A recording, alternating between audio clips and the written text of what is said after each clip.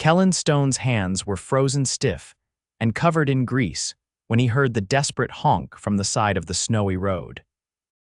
He was already late picking up his son, and his beat-up truck's heater barely worked, but when he spotted a woman standing beside a sleek black BMW with the hood up and no gloves on, he knew he couldn't drive past. Not when she looked like she had no idea what she was doing under there. He pulled over, tires crunching against the icy shoulder. "You okay?" he called out, stepping into the wind, his old denim jacket doing little to fight the cold. The woman looked up, startled.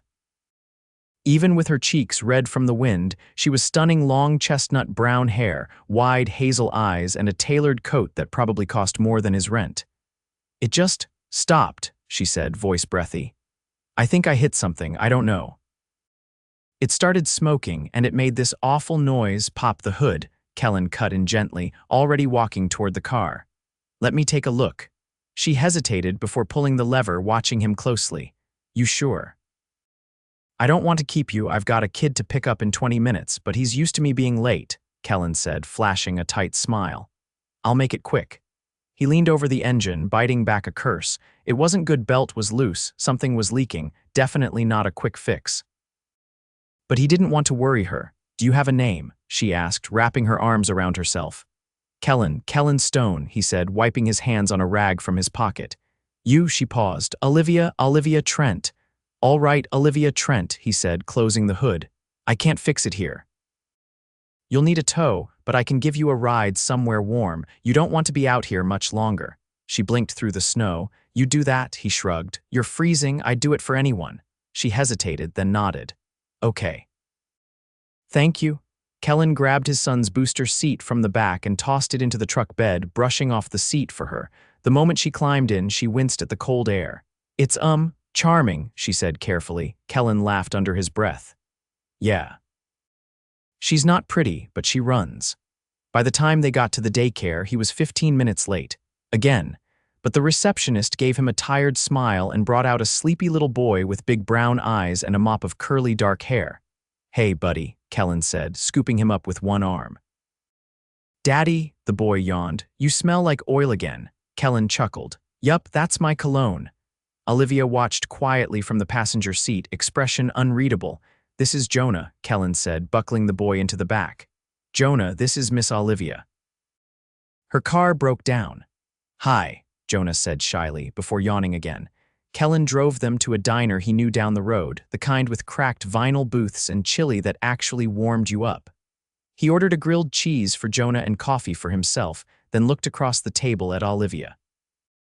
"You sure you're okay?" he asked again. She nodded, blowing into her hands. "Yeah, I just didn't expect this today. Pretty fancy car for these roads," he said gently. She smiled faintly. "I don't usually drive. I was visiting someone out of town." "Took the wrong exit, then everything went downhill," he nodded. "Happens. You always stop for strangers," Kellan shrugged. "I was raised right, and I've been the one stuck more times than I can count." She looked at him, then really looked.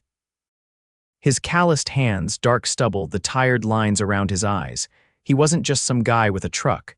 There was something deeper there, something worn but kind. "Is it just you and Jonah?" she asked softly. Kellan looked down at the table. "Yeah, his mom left when he was 2. Couldn't handle the grind. I'm sorry." "Don't be, I'm not. He's my whole world." Jonah, half asleep over his grilled cheese, murmured, "Daddy, she's pretty like the people on TV." Kellan flushed. Olivia laughed. "He's got good taste." Kellan ran a hand through his hair. "You want me to call a tow company for you?" "I already did," she said. "They said it'll take a few hours. Snow's slowed everything down." He hesitated. "You can come back to our place if you want. It's not fancy, but it's warm. Jonah could nap, you could. I don't know." "Call someone." She looked at him, surprised. "I'm not trying anything," he added quickly. "I just know what it's like to not have anywhere to go, and I don't leave people stranded." Olivia studied him for a long moment, then nodded. "Okay. Thank you." His apartment was small, with peeling paint and second-hand furniture, but it was clean, and it smelled like cinnamon from the candle burning in the kitchen. Jonah curled up on the couch with a blanket and fell asleep in minutes. Olivia stood by the window, watching the snow. "Do you always do this?" she asked quietly. "What? Help people, let strangers into your home?" I don't have much, Kellan said, leaning on the counter. But what I have, I use. It's how I was raised. You treat people right. She turned to face him. You're a good man, he shrugged. I'm just doing my best. They stood there in the quiet for a while, the only sound Jonah's soft breathing. Then Olivia said, You really don't recognize me, do you? Kellan frowned. Should I? She smiled, almost sadly. No. That's the best part. You really don't recognize me, do you? Olivia had said. Kellan's brow furrowed, but before he could ask what she meant, Jonah stirred on the couch, mumbling in his sleep. Olivia gave a wistful half-smile and crossed to the window again, her tone shifting.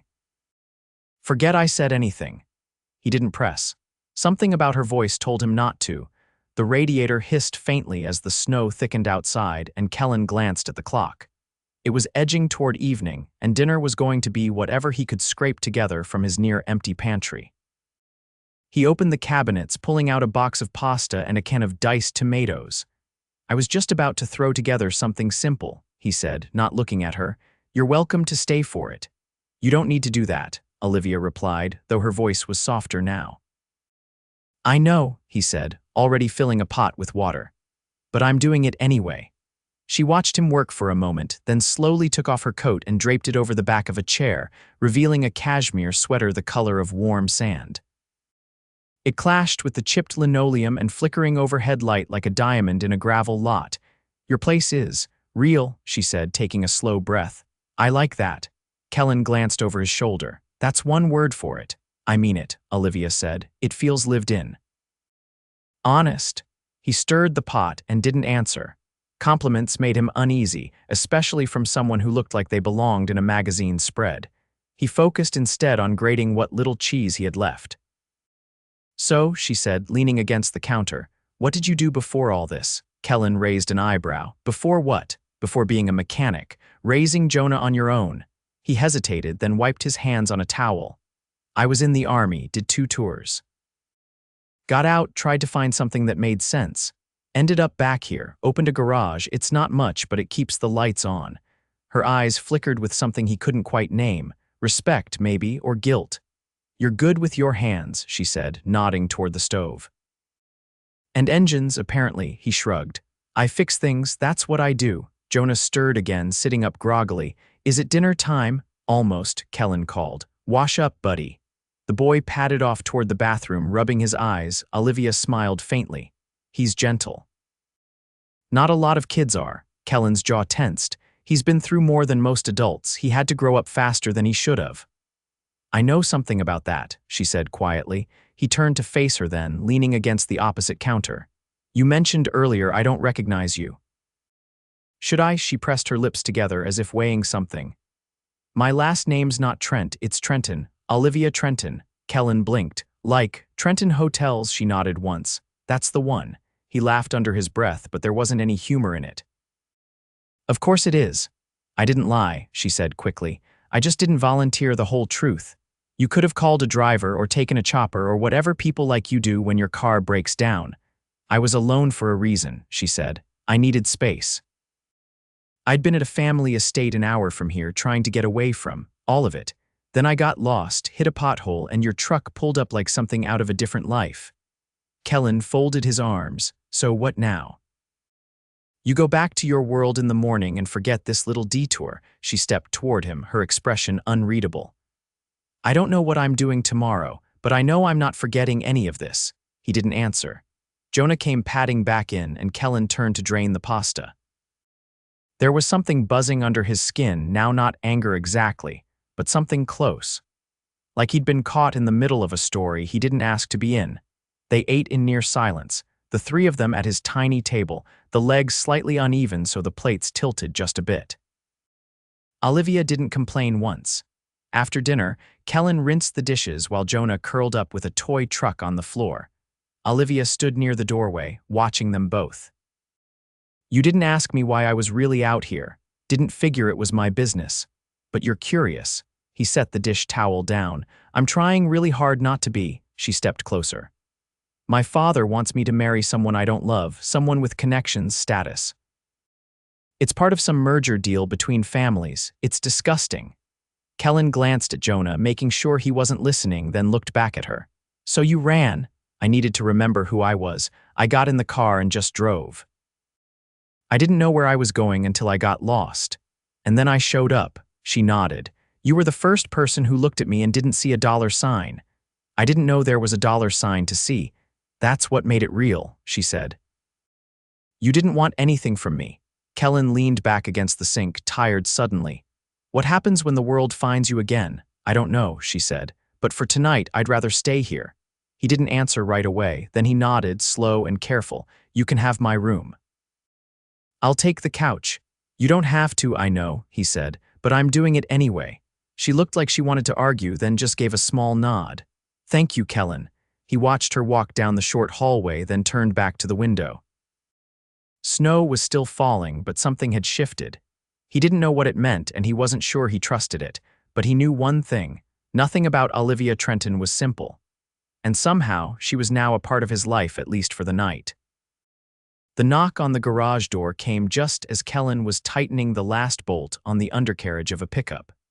He wiped his hands on his jeans and rolled out from beneath the truck, frowning toward the back entrance. No one used that door unless they were trying not to be seen. He opened it, squinting into the glare of morning sun ricocheting off a fresh layer of snow. Olivia stood there in a dark wool coat and leather ankle boots, hair pulled back into a low twist. An unassuming black sedan idled at the curb behind her, no driver in sight. You found your way back, he said, surprised. I left my phone charger, she replied, though she wasn't holding anything in her hands. You came all this way for that, she stepped inside without answering. The door clicked shut behind her, and the smell of motor oil and rubber filled the air between them. The tow company dropped the car off this morning, she said. I figured I owed you a proper goodbye, or maybe something else. Kellan crossed his arms. Let me guess. You're heading back to the penthouse, or the boardroom, or wherever people like you go once they've slummed it for 24 hours. I'm not here to argue, Olivia said evenly.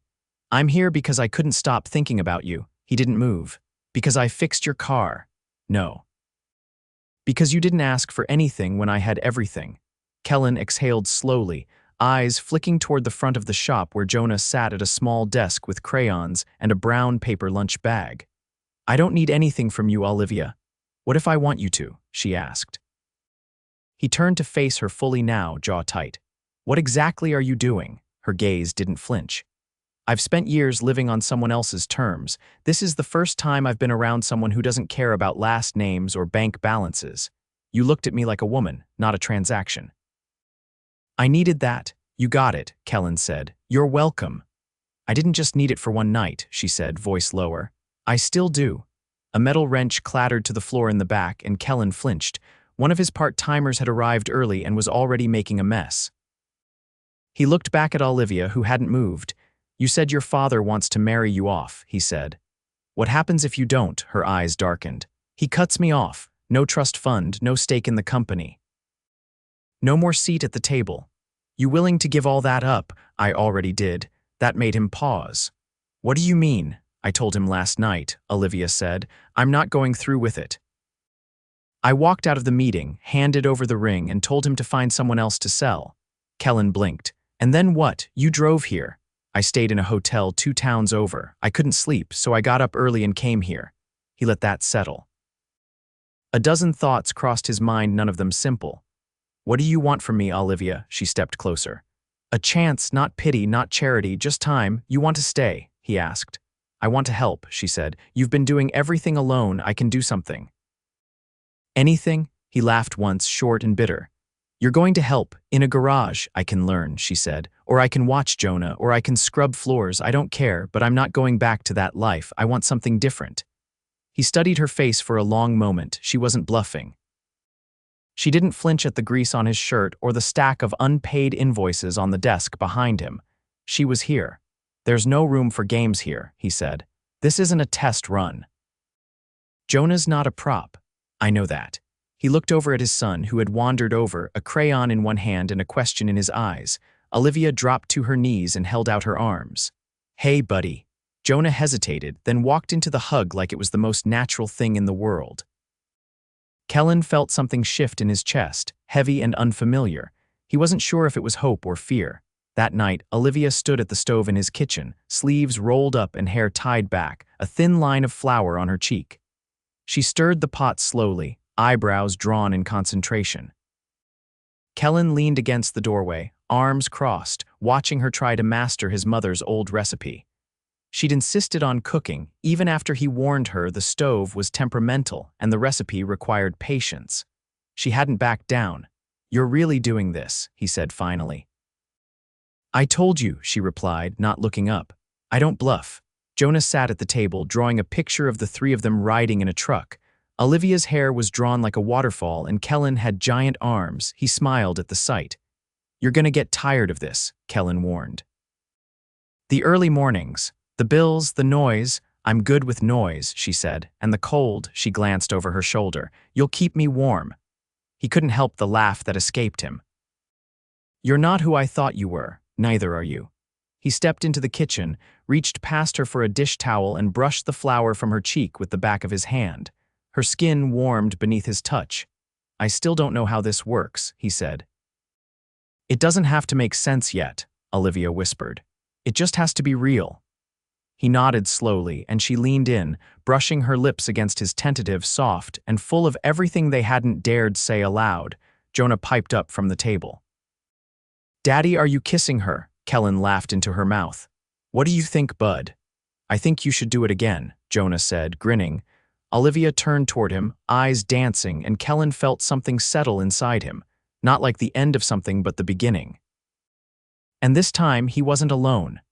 "Are you sure about this?" Kellan asked, adjusting the collar on his only suit jacket as the wind swept in from the lakeside.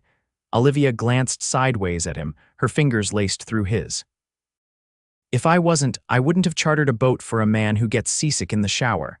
Kellan let out a low chuckle, but there was tension behind it. "You didn't have to go all out." "I didn't," she said, stepping closer to him as the sun dipped toward the horizon. "This was already mine. I just never had anyone I wanted to share it with." The boat wasn't enormous, but it was sleek and polished, with a small dining table set for three on the upper deck and warm lantern light flickering in glass sconces. Jonah was below deck with the captain's teenage daughter, playing board games and showing off his toy cars. Olivia had arranged it herself after reassuring Kellan 5 separate times that the girl was CPR certified and had grown up on the water. Still, Kellan hovered near the stairs every few minutes, glancing down. "You're doing it again," Olivia said, handing him a glass of sparkling cider. "Doing what?" Looking for ways to bolt. "I'm not good at this," he said, taking the glass but not drinking. "Being taken care of." "You're not being taken care of," she said, stepping into his space. "You're being chosen." Kellan looked out at the water, then back at her. "He likes you, you know. I like him too. Not everyone does." Olivia tilted her head. "Then they're not worth your time." A pause stretched between them, filled only by the sound of the waves against the hull. "I've had offers before," she said finally. "Deals, proposals, strategic alliances. One guy even offered to name a golf course after me." Kellan raised an eyebrow. "Sounds romantic." It wasn't. She stepped back, reaching into her coat pocket. "But this is." She handed him a small, folded piece of paper, creased, smudged, and clearly handled too many times. He opened it slowly. It was a drawing. Jonah's, clearly. 3 stick figures, a boat, and a sun with a face. The tallest figure had a brown beard. The middle one had long hair and a dress. The smallest held both their hands. "He gave this to me this morning," Olivia said. "He said it was our family boat." "I didn't even tell him we were coming here." Kellan stared at the page, throat thick. "He doesn't draw people he doesn't trust." "Then I guess I passed the test." He folded the drawing carefully and slid it into his jacket. "You didn't just pass. You wrecked the scale." Olivia reached for his hand again, her grip warm and sure. "There's something else, I figured. My father froze my accounts." Kellan's jaw tightened. "When?" 3 days ago. "Right after I told him I was done playing asset. You should have told me. I didn't want you to think I came to you because I needed help. You didn't. You came to me because you wanted something real." She nodded. "But now I need help." Kellan didn't hesitate. "You've got it." "I'm serious, Kellan. I don't have access to anything. My name's still on the Trenton buildings, but legally I'm just a ghost right now. You still have me, and Jonah." And a couch that folds out if you get tired of my bed hogging." She burst out laughing, tears forming from the force of it. "You're so damn steady. I've got to be, I've got a kid." She sobered slightly. "I don't want to be a burden. You're not. I don't want to lose myself again either." "You won't," he said, "because this time you get to define everything." The boat rocked gently beneath them, and Olivia let out a slow breath. "You know what the strangest thing is?" "What?" "I don't miss it. The money, the parties, the pressure. I thought I'd feel lost without it. You found something better." She looked up at him, eyes reflecting the last slice of sunlight. "I did." Kellan set his glass down and pulled her into him, both arms around her waist. "So what now? We build something together." He leaned in, his lips brushing hers. "You sure?" "I've never been more sure." A sudden shout interrupted them, Jonah's voice calling from below deck. Kellan moved instantly, but Olivia caught his arm. "It's okay," she said. "He just wants to show us something." They descended to find Jonah holding up a paper crown hastily taped together. "It's for her," he said, "because she's the one who saved you." Kellan crouched beside him. "I thought I saved her." Jonah shook his head. "She saved you too. You smile different now." Olivia knelt and let Jonah place the crooked crown on her head. "I'm honored," she said solemnly. They returned to the deck together, Jonah between them, the air turning brisk as twilight settled. The captain appeared briefly to confirm their route back, and Kellan nodded. He didn't care where they went next, as long as they were together. Later that week, Kellan stepped into the community center where Jonah's school was holding its annual winter benefit. He wore a pressed shirt Olivia had ironed herself, and beside him, she wore a simple navy dress from the local boutique she'd insisted on supporting. Everyone turned to look. Rumors had already spread about the Trenton heiress who'd been seen working behind the counter at the garage. About the single father who somehow ended up on a first-name basis with one of the most powerful families in the state. Olivia ignored them all. She took Jonah's hand in one and Kellan's in the other and led them into the room like they belonged. Because they did. Kellan leaned in as they walked. "You ever think you'd end up here?" "Never," she whispered back. "But I've never been happier to be wrong." He squeezed her hand once, firm and full of promise. They'd started with nothing but a broken engine on the side of the road. Now they had everything. Kellan stepped into the old building with paint-chipped walls and the faint scent of varnish in the air. The local bank had finally approved the small business expansion loan, barely, which meant he could start converting the unused back room of the garage into a waiting area with a coffee station and proper chairs. Olivia had drawn up plans on graph paper, complete with color-coded sticky tabs labeling each item, from espresso machine to mini library corner. She was standing in the center of the room now, jeans rolled at the ankles, hair pulled into a low bun, measuring tape draped over her shoulder like she'd been born with it. She looked up when he entered. "I'm thinking we knock out this wall," she said, tapping a pencil against the drywall. "Open up the space, let in the light." That wall's load-bearing, her brow furrowed. "Oh, right, then we don't knock it out." He leaned against the frame. "You ever think about going into design?" "I never thought I'd be helping run a mechanic shop either." "You're good at this." She smiled slowly, but it wasn't the polished kind she used to wear at galas. It reached her eyes, soft and open. "I think I'm just finally doing something with purpose." Kellan crossed to her. "There's something I've been meaning to ask." She raised an eyebrow. "This sounds serious." He reached into his back pocket and pulled out a small envelope. "It came in the mail this morning." From a law firm in Manhattan. Her expression shifted, wary. "What does it say?" He handed it to her. She opened it slowly, a crease forming between her brows as she read. He gave it back, she said after a moment. "The shares, control of the foundation." "Everything?" Kellan watched her carefully. "What are you going to do with it?" "I want to use it," she said, folding the letter. "But on my terms. I don't want to run the family empire. I want to create something that actually helps people." He nodded slowly. "That sounds like you." She looked up. "Would you help me build it?" "You already know the answer." They spent the next few days clearing out the space together, with Jonah helping by sorting bolts into jars and labeling everything with stickers. Olivia ordered new flooring from a local supplier in town and convinced the mayor to waive the permit fee in exchange for free oil changes for the city vehicles.